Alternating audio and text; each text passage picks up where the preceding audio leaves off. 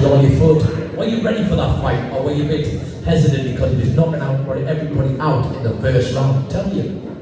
Well, me and Briggs were two guys that had locks. I was starting my locks at that time, and he was starting his locks at that time. He wanted to be heavyweight champion, I wanted to be heavyweight champion. So I said to him, okay, the winner has to shave off their locks. So he said, yeah. But, you know, obviously I won, he never shaved off his locks, but that was the thing. And then he was like a New York guy. He had a good promoter behind him, which was pushing him and giving him a lot of flowers in the sense of commercials and stuff. So that was another reason I wanted to be there. Ladies and gentlemen, round of applause again, excellent, yeah. Briggs, he's a great powerhouse. He winds people up, doesn't he? Let's go, Ted, let's go, Ted. He did it with Klitschko, he did it with you. I like that guy, he was brilliant. But the next guy, Holyfield. Wow, ladies and gentlemen, Holyfield, what a great heavyweight there. You know, again, in the 90s, you were ranked, he was ranked 1 and 2, weren't you? The best two heavyweights in the 90s. You go head to head, sell out all over the world, live on American TV. Tell me, what was that preparation like? Because that's a massive fight. The preparation up to the fight. How were you feeling, your mindset and all that? Yeah, this fight was a great fight. I prepared for this fight because I realized, you know, Evander Holyfield is one of the best out there. Got a great defense. Throws great punches. He was actually one of the guys that figured me out a little bit. There's something he did that was very good. It worked for him. That was his head. He headbutted me, and he actually made me a better fighter. How did he make me a better fighter? Because I'm blocking his punches, and then I have to block his head.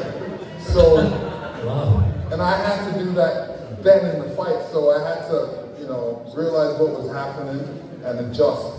And even during my training, I boxed a lot of guys his size coming at me, so I was prepared for him. Wow, excellent. And now, yeah, on the board, funny. The fight went the distance, and of course, it was a draw. Was it a draw? No, it wasn't. What do you think? You think it was a draw? There you go. But let's hear from Lennox. Lennox, what do you think? Well, I know it wasn't a draw because the person that made it a draw got $10,000 in her bank account. Wow. So she got in trouble for that. It was a big thing. You know, New York Post robbery. First time that you ever seen that on a New York Post front page. How does that make you feel though? You trained so hard, you had a battle right in the day, you was head up near you. It just unbelievable. What is your mindset when you draw? I was in shock in one sense. I wanted like Frank Maloney to go add up the scores again. Like, yo, they didn't add up the scores right. And everybody's looking at me with a sad face like, there's nothing you can do. But, you know, I looked at it as a situation of, they didn't believe it the first time, so I'll do it again. Do it again, ladies and gentlemen. Wow, yeah.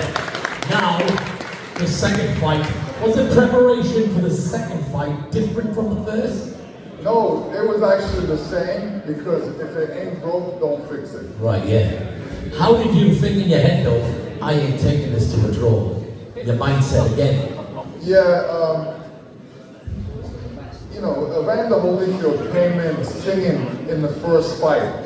And I thought that was like a disrespect thing. What, you really think I'm that soft as singing? So that's why I gave him such a rough fight the first one. The second fight now, I would say he came in, he wasn't singing, he was more serious, scored more points. But I think because of the first fight, what happened, they gave me higher points in the second fight. And I threw less punches. And then, ladies and gentlemen, the WBC heavyweight champion of the world, Lennox. When he said that, I get goosebumps just now. In the 90s, how did you feel, Lennox? Talk about it. Oh, I felt great. I felt great. This is something that, you know, I sacrificed so much for. You know, getting up every morning, running in the morning, training every day.